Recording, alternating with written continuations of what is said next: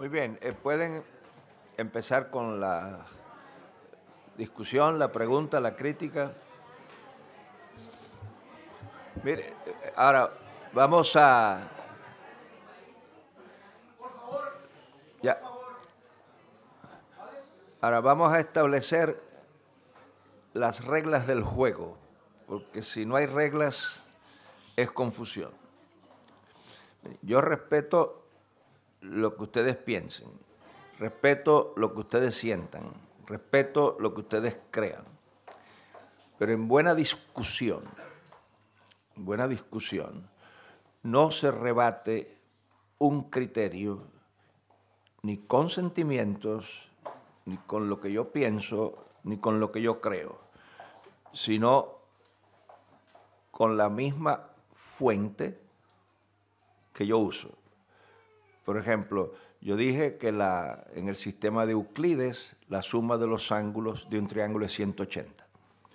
Si usted no está de acuerdo con eso, no me puede decir que yo tengo una matemática particular donde la suma es 500, porque ya estamos perdiendo. Porque yo no cité la matemática suya, cité la de Euclides. Entonces, para usted poderme contradecir, tiene que decir, no, Gerardo, en el sistema de Euclides no son 180, son 120. Perdóname porque me equivoqué y tú me demuestras. ¿Es claro eso? Porque en la iglesia yo me he dado cuenta que la gente cuando discute dice, no, que el Señor me dijo, ya me fregué yo. Porque yo no estaba allí cuando te lo dijo. Y entonces yo no sé si te lo dijo o no te lo dijo. Y a mí me han hecho eso. O sea, en más de medio siglo sí me habrán pasado cosas. Yo fui una vez a una iglesia que me invitaron por una serie de conferencias y me dijeron que el miércoles ellos tenían un instituto bíblico. Y yo pensé que me están hablando de una institución académica, ¿no? Donde se va a estudiar. Pero hoy instituto bíblico y estudio bíblico, eso es una cosa lo que se le ocurre a la gente, ¿no? Y entonces yo hice unos planteamientos de teología serios y por la mañana siguiente me llamó el que había coordinado las reuniones y me dijo, Gerardo, lo siento mucho, pero tengo que decirte algo. Y cuando la gente me empieza a dar vuelta ya, no, tú dímelo directo al pulmón, que yo no soy susceptible ni nada de eso. No, es que el pastor cuando te oyó anoche se preocupó mucho y él dice que se fue para la casa a orar y que en oración el Señor les reveló que tenía que suspender las reuniones contigo. Y me da mucha vergüenza. Y digo, no, chico, ninguna. Si Dios se lo dijo que lo que quiere, que no vaya esta noche, pues no voy y no fui más. O sea, a mí eso no me ofende. Pero en la iglesia, la gente tiene la costumbre de no estar de acuerdo o de contradecir por lo que sienten, o por lo que sueñan, o por lo que... Yo respeto todo eso. Pero la única norma, y eso lo hacen hasta pastores, yo estuve en una reunión de pastores donde di una conferencia y estaban ejecutivos de la denominación.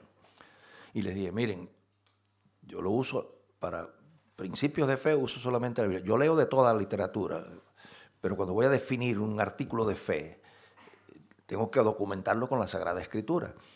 Lo único que yo voy a usar es la Biblia y lo único que voy a dejar usar es la Biblia. Y entonces se puso de pie uno y dijo, no, que en la convención tal se decidió. Yo respeto eso, pero a mí no me interesa. Ponme eso en versículos de la Biblia. Entonces el otro dijo, no, porque el teólogo tal dice, a mí no me interesa lo que dice ese teólogo, pónmelo en versículos de la Biblia. Y el de mayor nivel ejecutivo se puso de pie y dijo, bueno, esto no es, aunque no es un versículo bíblico, es un pensamiento que tiene mucha sabiduría. Yo le dije, ponme esa sabiduría en versículos de la Biblia. No lo hicieron. Después me encuentro con otro ejecutivo en otra reunión y me dice, de Ávila, a ti no se te podía contradecir porque lo único que tú dejabas usar era la Biblia. ¿Se das cuenta? Entonces, ustedes pueden criticar lo que yo he dicho y pueden no estar de acuerdo con lo que yo he dicho. Pero para demostrar que estoy equivocado, tienen que utilizar la Sagrada Escritura con una hermenéutica sana, no con la hermenéutica del Padre Francisco. ¿Es claro eso? Ahora, ustedes no tienen que aceptar lo que yo dije, pero para poderlo invalidar, tienen que usar la Biblia interpretada correctamente. No me bombardeen con versículos de la Biblia. ¿Estamos claros? Pues que corra la sangre.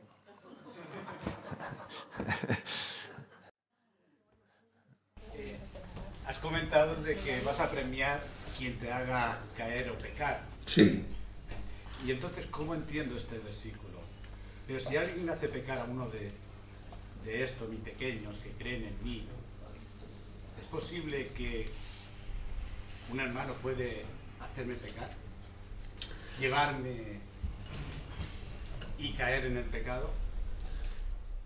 Sí. No, eso no es posible. Lo que pasa a veces con el lenguaje, por ejemplo, mucha gente me dicen a mí, el daño que esa persona me ha hecho. Eso desde un punto de vista de la estructura del ser humano, de cómo Dios nos hizo. Eso es falso. Lo correcto es que esa persona diga, me dejé hacer daño, me dejé hacer mucho daño. Lo que hace daño no son las acciones, sino las reacciones. Tú puedes invitarme a una conducta de pecado. Yo decido si participo en ella o si no participo. Porque Dios sería injusto si me condenara por algo que yo no he decidido.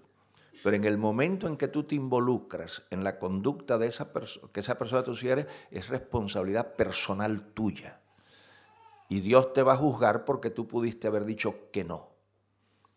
Ahora, cuando la gente habla de pecado, a veces no habla en el rigor. Tendríamos que saber si es pecado o no es pecado la conducta, ¿no? Y lo que habla la Biblia ahí es que si mi ejemplo puede llevar a pecar a la gente, pero la responsabilidad es de la gente, porque tú no tienes que seguir mi ejemplo. ¿Ve mi punto?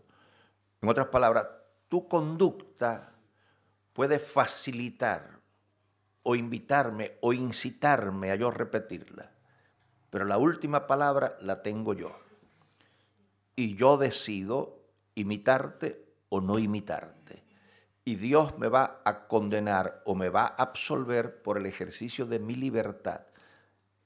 O sea, que ese es el error que comete Adán, porque eso se comete desde el primer incidente, cuando Adán dice, la mujer que tú me diste.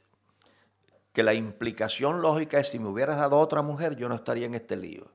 Entonces la culpa la tienes tú por la mujer que me diste. Me hubieras dado otra y yo no estaría enredado. Ahora, es parte de la inmadurez de una persona siempre compartir la responsabilidad de su conducta con otras personas. Pero el pecado, para ponérselo en una cápsula, y eso pues tendríamos que estar un par de horas para explicarlo, pero en una cápsula, para que exista pecado, tienen que converger estas tres ideas categóricas. Tiene que haber Dios. Si no hay Dios, no hay pecado. Esa es una de las ventajas de ser ateo, que uno no sufre las consecuencias temporales del pecado. Porque como uno no cree en Dios, el que no cree en Dios no peca conceptualmente, aunque haga las cosas que se definen como pecado. Pero para que una conducta sea pecaminosa, Dios tiene que ser real, en primer lugar. En segundo, el segundo elemento del concepto de pecado, desde un punto de vista conceptual, es que ese Dios tiene que haber hablado. Un Dios silente inhibe la posibilidad del pecado. Para que exista pecado, además de Dios ser real, tiene que haberse expresado. ¿Por qué? Porque el pecado es un concepto teológico. La única disciplina de las varias disciplinas que tienen que ver con la conducta humana que trabaja con pecado es la teología. Lo que se llama pecado en teología se llama delito en jurisprudencia. Y lo que se llama delito en jurisprudencia en psicología se llama desajuste. Y lo que se llama desajuste en psicología, en sociología se llama conducta antisocial. Es la misma cosa. Pero la única disciplina que usa el concepto pecado es la teología. Porque la teología, o sea, el pecado es la violación del pronunciamiento de Dios. Entonces el tercer elemento es la entidad moral. Este Dios que es real tiene que expresarse en el contexto de una entidad capaz de aceptar o rechazar lo que Dios dice. Y el pecado es el rechazamiento libre de esta entidad moral al pronunciamiento de este Dios que se ha expresado. Por eso la responsabilidad final es mía. Nadie me puede hacer pecar. Es claro. O sea, estamos hablando en el rigor del concepto. Ahora, lo que hace falta saber para saber si es pecado es si Dios lo dijo. Porque hay un montón de cosas que la gente dice en la iglesia que Dios no las ha dicho. Y por eso es que en la iglesia hay tanta culpa neurótica. Porque se le ocurrió a uno decir que una cosa es mala. Y bueno, eso es malo para usted, pero no es malo para Dios. Y si no es malo para Dios, entonces la primera cosa, para yo determinar mi conducta, la primera cosa que yo determino es qué dice Dios acerca de esto. Y como hay cosas que Dios no opina, entonces cuando Dios no opina, pues yo soy el que hago lo que a mí me gusta hacer. ¿Es claro eso?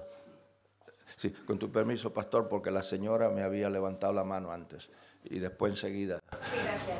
Es que tengo un dilema con Pablo. Ah, sí. Oh, yo tengo unos cuantos, así que si tú tienes uno... Usted dijo que no había nadie, si usted no quería, ¿Cómo? Sí. que no había nadie Ajá, en el sí. mundo, si usted no quería, Sí. hacerle pecar. Ajá. Sin embargo, Pablo, el apóstol Pablo dice, eso que yo quiero hacer, eso no lo hago, lo que no quiero hacer, eso hago, en relación al pecado. Ajá. Entonces, ¿cómo podemos explicar esto, esa debilidad de Pablo y esa fortaleza que usted expresa de que no, si yo no quiero, nadie... Nadie. Pues fácil. Fácil. Lo que la gente a veces no entiende cuando lee la Biblia es que se cree que lo que lee en la Biblia, todo lo que lee en la Biblia es verdad. No es cierto. No es cierto. La Biblia está llena de disparates, llena de cosas falsas, llenas de caprichos, llenas de supersticiones. El gran problema es que en la Biblia habla Dios, habla el diablo, habla la cultura, hablan los autores de los documentos, habla la sociología del tiempo, habla la superstición. Y el trabajo, la responsabilidad de un cristiano es la aplicación de una hermenéutica sana para deslindar qué dice Dios y qué dice Pablo, y qué dice la superstición del tiempo, y qué dice la cultura de ese momento. Entonces, cuando Pablo dice que el mal que no quiero hacer, este hago, eso no lo dice Dios, eso lo dice Él. Y Él tiene la responsabilidad ante Dios de responder a esa debilidad suya. Pero así como es Pablo para ceder a sus pasiones, él es libre para ceder a sus pasiones, yo soy libre para no ceder. O sea, Pablo es un hombre igual que yo. Donde único Pablo es diferente a mí es cuando Dios lo usa como su oráculo. ¿Es claro eso? Por ejemplo, si ustedes leen, miren, para darles un ejemplo, ¿no? A ver, ¿dónde están los espejuelitos estos? Los años no perdonan. Yo siempre trabajaba con un Nuevo Testamento de letra pequeñita, sin espejuelo, y ahora parece que han hecho las letras más pequeñas. No es que yo me falta vista, sino que han reducido las letras. Pero fíjense, miren, aquí ustedes van a ver. Para que, mientras yo les busco el pasaje, piensen en el estanque de Siloé. Otro ejemplo. ¿Qué es lo que dice en ese pasaje de Juan? Que había un estanque donde había multitud de enfermos y que de vez en cuando venía un ángel y movía las aguas y el primero que se tirara pues lo sanaban. Ya de algunas Biblias han quitado ese pasaje. ¿Por qué? Porque es una superstición del siglo I. ¿Cómo yo lo sé? O sea, ¿cómo uno sabe lo que Dios dice y lo que Dios no dice? Porque uno lo primero que tiene que hacer es ir a la Biblia y establecer el criterio bíblico de quién es Dios. La Biblia es la que dice cómo es Dios, cuál es su carácter. Y cuando tú tienes claro el carácter de Dios, tú sabes lo que un ser de esa naturaleza puede decir y no puede decir. Y el Dios bíblico es diferente al Dios de otras persuasiones, porque el Dios bíblico es un Dios moral. Una diferencia fundamental entre el concepto de lo divino en la mitología y el concepto de lo divino en las Sagradas Escrituras es que el Dios bíblico es un Dios moral. Por ejemplo, el Dios de la mitología es omnipotente en sentido absoluto. El Dios bíblico no es omnipotente en sentido absoluto. Es una diferencia fundamental. Por ejemplo, cuando tú vas a la idea de Dios en la mitología, Dios es un ser todopoderoso, omnipotente. Por eso es que en la mitología un Dios puede engendrar una hija y violarla y no pasa nada, porque para eso es Dios, para hacer lo que le da la gana. El Dios bíblico no. El Dios bíblico tiene una omnipotencia condicionada o limitada. Hay cosas que Dios no puede hacer. Por ejemplo, la Biblia dice que Dios no puede mentir. Un Dios mitológico sí puede mentir. Entonces cuando voy a la Biblia, la primera cosa que yo tengo que hacer en la Biblia es establecer el carácter de Dios. Y al establecer el carácter de Dios, yo puedo decidir. Cuando yo tomo el carácter de Dios para analizar ese pasaje del estanque, yo inmediatamente sé que eso es una superstición. ¿Por qué? Por una sencilla razón. Fíjate lo que dice el pasaje. Dice que había multitud de enfermos, pero entonces nos da unas categorías de enfermos: cojos, ciegos y paralíticos. A lo mejor habían diabéticos allí, pero no lo menciona.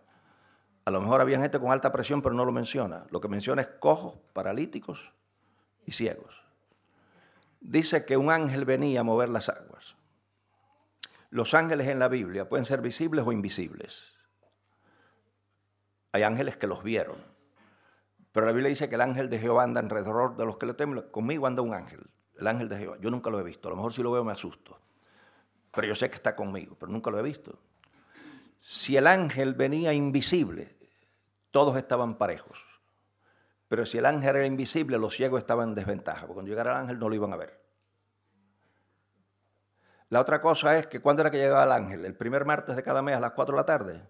No, de cuando en cuando le daba la gana. Se podía aparecer en cualquier momento. Nadie se podía preparar para eso. ¿Y cómo él sanaba a la gente? Moviendo las aguas. Además del ángel, ¿qué otro fenómeno podía mover las aguas? El viento. ¿Cómo sabía la gente si era el viento o era el ángel, si era invisible? ¿Cuánta gente se tiró creyendo que era el ángel y no era el ángel, era el viento? Además, cuando al ángel se le ocurría llegar y movía las aguas, ¿a cuántos de los que estaban allí sanaba? Al primero que se tiraba. ¿Conciben ustedes a un Dios de amor haciendo una competencia de velocidad entre ciegos, cojos y paralíticos? El ángel va a llegar en sus marcas. No. Entonces eso no puede ser un método divino, porque sería un método injusto. ¿Es claro? Ahora, ¿cómo yo llego a esa conclusión? Si yo estuviera leyendo mitología, no tendría ningún trabajo ni con el ángel, ni con el agua, ni con el primero, ni con los cojos. Porque estoy leyendo mitología. Y en la mitología el Dios hace lo que le da la gana. Pero estoy leyendo la Biblia. Y el Dios de la Biblia es un Dios justo, un Dios de amor, un Dios moral. Y eso es una inmoralidad. ¿Es claro o no, no es claro? Bueno, ahora, fíjense ustedes. Pasaje de Corintios, para que ustedes vean a Pablo aquí escribiendo. Miren lo que dice. en cuanto a las cosas de que me escribisteis, bueno le sería al hombre no tocar mujer. Esto puede que sea la influencia griega en el pensamiento de Pablo. ¿Te das cuenta que no? Pero a causa de las fornicaciones, cada uno tenga su propia mujer y cada uno tenga su propio marido. Esto no lo puede decir Dios. Y no lo puede decir Dios, porque esto solamente lo puede decir un ignorante. Una persona que ignora la fisiología humana. Y Dios no ignora la fisiología humana porque Dios inventó la fisiología humana. El criterio que pone Pablo aquí para el matrimonio es evitar la fornicación. Es un criterio falso. La fornicación no la evita el matrimonio, la fornicación le evita el sistema de valores de la persona. Porque la sexualidad no es una necesidad, es una función que está controlada por el sistema de valores que esa persona suscribe. Yo viajo mucho, porque yo le soy fiel a Carmita, en Miami y fuera de Miami. Pues sencillamente porque mi sistema de valores, yo no estoy a merced de los apetitos. Yo determino cómo satisfago mis apetitos. Y ahí es donde viene la idea. Entonces, cuando esto se dice, yo sé que esto no lo puede haber dicho Dios. Ahora, observen ustedes, hay algo aquí que sí lo puede haber dicho Dios. Cuando dice que el cuerpo de la mujer pertenece al marido y el cuerpo del marido pertenece a la mujer. Y cuando dice, no os neguéis el uno al otro a menos que sea por mutuo consentimiento. Ahí sí Dios puede haber hablado. ¿Por qué? Porque Dios nos hizo varón y hembra y ambos tenemos la imagen de Dios. Y ese es un problema que yo encuentro cuando trabajo con familias y problemas de sexualidad, que en algunas culturas el hombre es el que lleva la voz cantante. Y la mujer es una especie de objeto. No es así. La otra cosa que dice Pablo aquí, y ahí no la puede haber dicho Dios, él dice, no os neguéis el uno al otro, a menos que sea por mutuo consentimiento, para dedicaros a la oración. Y después volveros a juntar para que Satanás nos tiente. Cónchale, chico, ¿qué estás diciendo tú? Ustedes se dedican a orar y tan pronto digan amén, vuelvan otra vez al negocio porque se les va a meter el diablo. Esos son individuos incontinentes, eso no lo puede haber dicho Dios. Eso lo dijo Pablo, que es un hombre del siglo I, que tiene una educación sexual de ese tiempo, en el que la sexualidad es una fuerza. Y para que ustedes vean que eso lo vende la cultura, ya eso se acabó en muchos países, pero los que son españoles de antaño, el ideal español era que la mujer llegara al altar virgen y el hombre con experiencia. Y eso ya se acabó porque ya, tú entiendes, la gente pues lo hace diferente. Pero miran qué bien le vendió la cultura eso a las mujeres y a los hombres, que las muchachas de antaño, ¿no?, de algunos tiempos atrás, ¿de quién se enamoraban en el liceo? Del muchacho que siempre andaba con los libros para arriba y para abajo, que no se le conocía historia, no le decía, muchacha, cuida, no, que es buen mozo, que mira qué guapo, sí, pero no se le conoce historia, muchacha, a lo mejor ese es del otro equipo, así que cuídate. El muchacho atractivo era ¿cuál? El que agarraba a este y soltaba a este, y tenía una novia aquí, y soltaba a esta novia, agarraba a la otra novia, a ese era el que le caían atrás a las muchachas, ¿no? Porque es el tipo que sabe cómo es la cosa, el tipo que tiene... Pero la muchacha se conservaba virgen, porque las niñas buenas esperaban hasta el matrimonio. Desde un punto de vista fisiológico, mujer y hombre son iguales. Lo que pasa es que la cultura reprimió el apetito femenino hasta el altar y dio libertad al masculino. Entonces ahí no habla Dios, ahí habla Pablo, porque es un hombre del primer siglo y habla con la educación de su tiempo y de su mundo. El gran problema de alguna gente es que al ir a la Biblia no disciernen qué dice Dios y qué no dice Dios. ¿Es claro el concepto? Por eso es que yo creo que estudio bíblico no es sencillamente tomar el pasaje del ciego Bartimeo. Y hermanos, aquí tenemos al ciego Bartimeo, que ya yo sé que se llama Bartimeo porque lo leí. Y está sentado a la orilla del camino, ya también lo leí. Miren, hay algunas iglesias que el estudio bíblico es mejor quedarse en la casa y tomándose una taza de café, leer ese pasaje. Porque yo no necesito que tú me repitas lo que yo puedo leer en mi casa. Yo quiero que tú me desbarates ese pasaje y me digas cuáles son sus implicaciones, cuál es la enseñanza, qué es lo que yo debo aprender, qué es lo que yo debo integrar.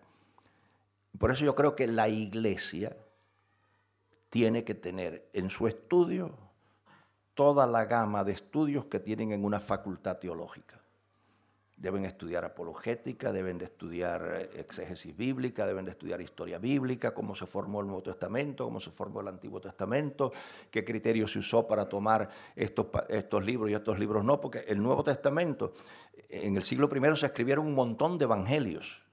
¿Qué criterios se usó para rechazar unos evangelios y para dejar 4 aquí nada más? Apocalipsis, no se escribió un solo libro de Apocalipsis, se escribieron, el siglo I era un siglo apocalíptico, todo el mundo creía que Cristo venía mañana y todo el mundo decía sus cosas. ¿Por qué tenemos uno solo? ¿Qué criterio se usó para rechazar los otros? Todas esas cosas deben ser parte de la educación de un cristiano, porque es su vida, es su alma, es su seguridad. ¿Cómo la va a dejar a merced de nadie? Y el gran problema que yo me encuentro en casi cualquier denominación es la ignorancia de la Biblia. Y entonces me citan pasajes, no, porque aquí Pablo dice, sí, está bien, Pablo lo dice, pero no lo dice Dios. Lo dice, y en algunos casos Pablo dice, esto no digo yo, lo dice Dios. Y él dice, esto no lo dice el Señor, lo digo yo. Pero hay casos donde él no lo dice. ¿Cómo yo sé sin que él me lo diga? Porque él más adelante dice, y estos no son mandamientos de Dios. Pero yo no necesito que él me diga eso. ¿Y por qué no lo necesito? Porque Dios no puede decir eso que tú estás diciendo. Es claro. Como las manos de un carbonero. Ahora, porque había dicho el pastor, y después volvemos a la segunda tuya. Dígame, pastor. Sí, dice, sino que cada uno es tentado cuando su propia concupiscencia es atraído y seducido.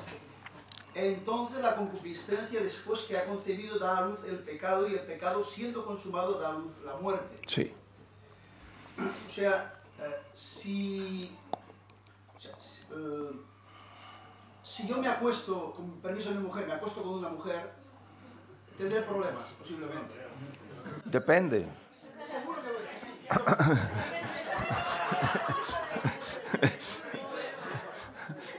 Pero si me acuesto con un hombre, no voy a, igual los tiene él, pero yo no tengo. Ahí sí yo tendría problemas. Entonces, entiendo que en la tentación ha de haber la concupiscencia para el pecado. O a la concupiscencia. Y mi pregunta es, ¿había en Cristo concupiscencia? Habría en Cristo... Porque dice que él fue tentado igual que nosotros. Sí. Pero en mí hay la tendencia al pecado y en Cristo no había la tendencia. No, porque aquí es donde está la diferencia. Lo que produce esa inclinación es los valores que tú tienes integrados. En otras palabras, el ser humano, ¿cómo es que evita eso? ¿Cómo es que Cristo lo evitó? Tú eres lo que es tu sistema de valores. Al yo integrar en mi mente el valor cristiano de la castidad, ninguna mujer me crea problemas de seducción. No sé si es claro. Miren, donde se origina la tentación es en mi sistema de valores. Yo he tenido la oportunidad de robar. ¿Por qué no tengo que orar? Señor, ayúdame. Y y que nadie se va a enterar y que yo necesito este dinero y que lo puedo usar en misiones, porque yo no tengo esa crisis. Pues yo tengo integrado. Integrar significa tomar el valor y fundirlo en la psiquis. Al yo fundir en mi psiquis el valor de no robar es parte de mi naturaleza, parte de mi esencia. Por lo tanto, yo puedo tener la oportunidad de robar y no robar. No tengo inclinación al robo. No me seduce el robo, no me sonsaca el robo. Sencillamente porque está integrado. Y parte de mi naturaleza es no robar. La fornicación, cuando la persona integra, funda en su psiquis el valor de la castidad, puede ver una mujer, puede reconocer que es atractiva, puede hacer como el tipo que estaba en la playa y cada vez que pasaba una muchacha en bikini decía, qué basura. Pasaba otra, qué basura. Y un tipo se molestó y dice, chico, pero tú eres ciego. ¿Cómo vas a decir qué basura? Y dice, no, chico, cuando yo las veo digo, qué basura lo que yo tengo en casa.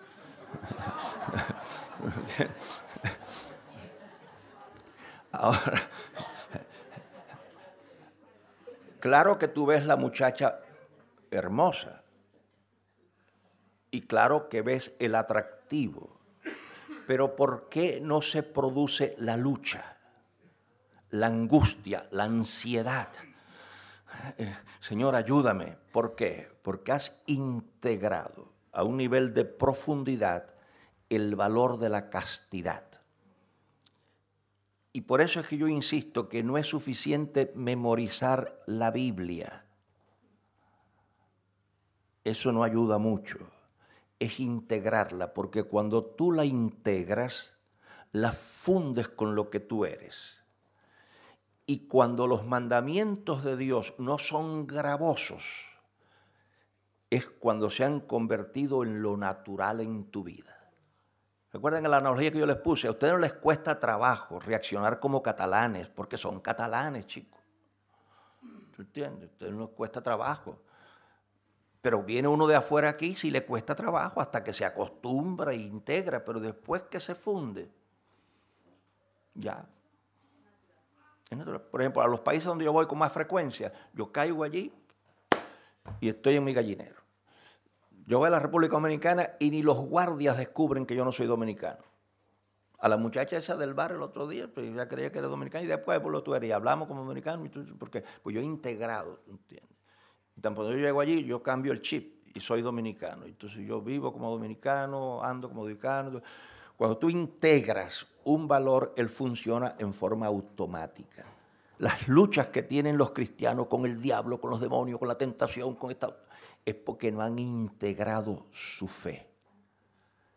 Y cuando tú integras tu fe y se convierte en lo natural, actuar cristianamente es tan natural como respirar. Pero mientras los mandamientos de Dios son un librito de regulaciones que tú tienes en el bolsillo, eso es de película, chico. Porque, óyeme, volviendo al ejemplo tuyo, que no es lo más grave, pero es el que más usa, el de las mujeres, yo te voy a decir. Si yo no tuviese ese integrado, muchacho, yo coleccionaba muchachas. Porque lo mejor que se le ocurrió a Dios hacer fue las mujeres. Olvídate del jamón serrano y del cava y de todas esas cosas, muchacho, que eso, muchacho, una colección. Oye, ese Salomón, muchacho, vivió en una época, chico. 700 de una clase y 300 de otra clase, muchacho. Eso es el paraíso terrenal. ¿Por qué yo no tengo ese problema? Porque he integrado lo cristiano. Entonces sería correcto traducir ese versículo, sino que cada uno es tentado cuando de su propia de su propia concupiscencia. Te das cuenta que no es el diablo ni es el de afuera. Cuando tú tienes el terreno tuyo, hay terrenos donde hay ciertas plantas que se dan y terrenos donde no se da esa planta. Hay climas que tú puedes echar la semilla y se muere la semilla, pero no nace, porque para que nazca tiene que haber nutrientes.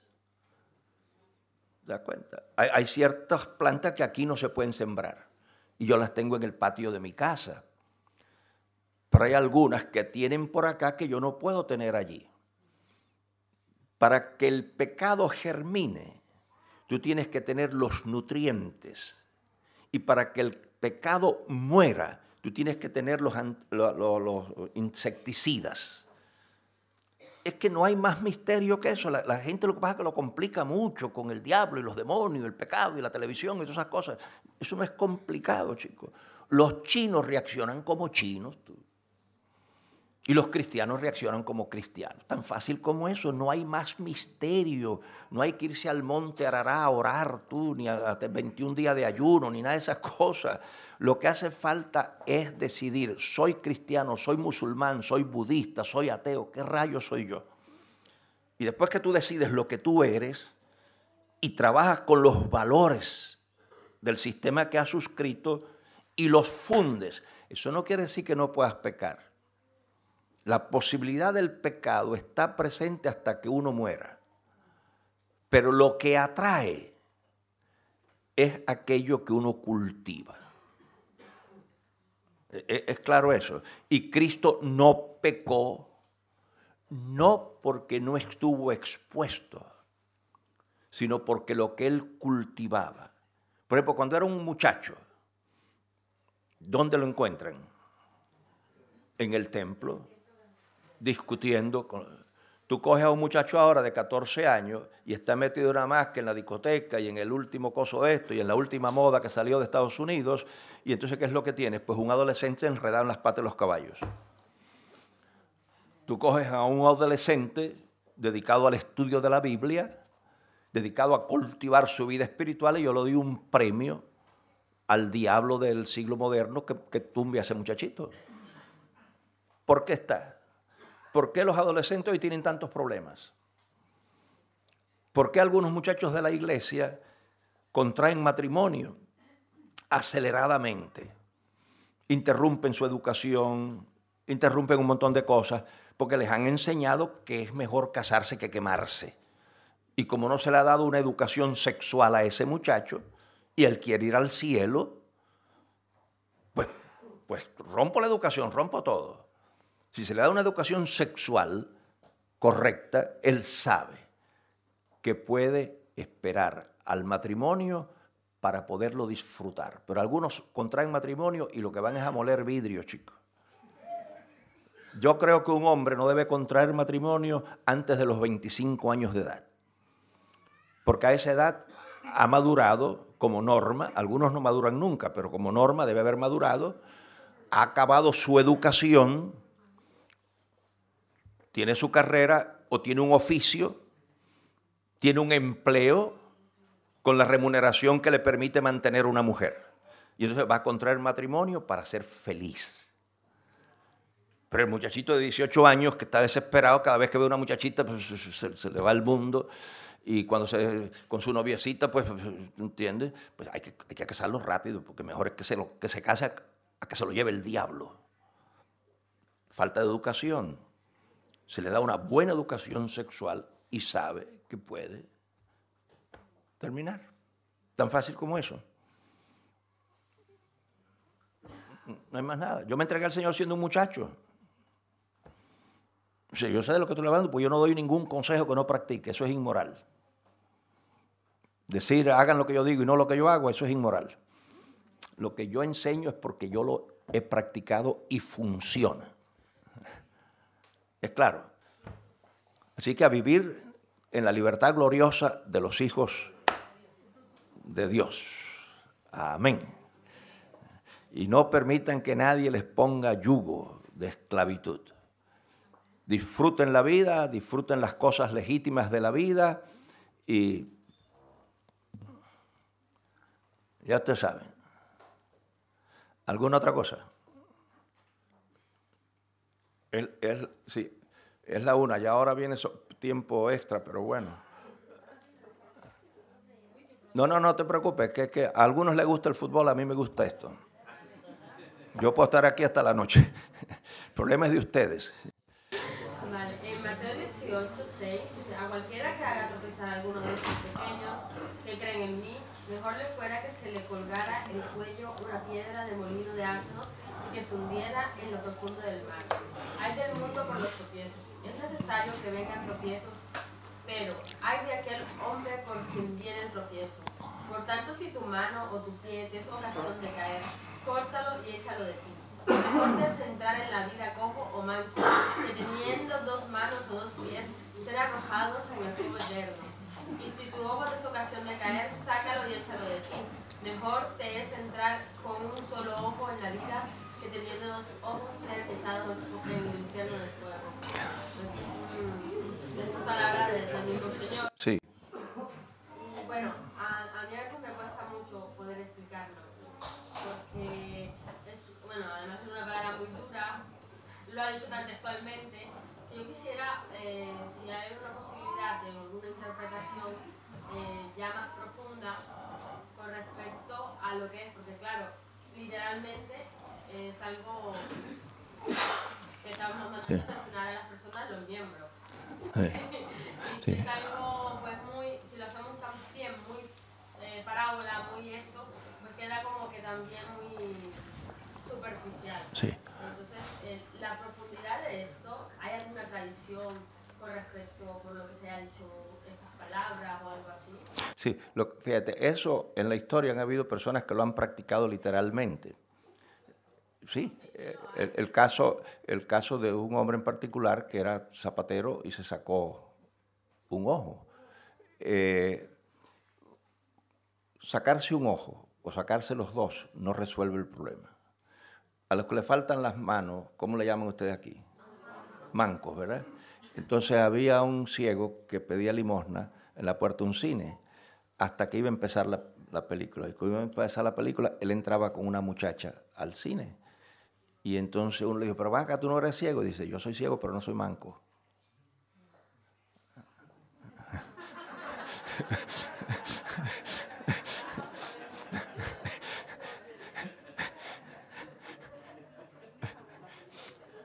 Cuando Cristo habla, a algunos les cuesta tiempo, ¿sabes? No, porque ustedes saben que, mire, a los catalanes hay que hacer los chistes o los cuentos 3 veces.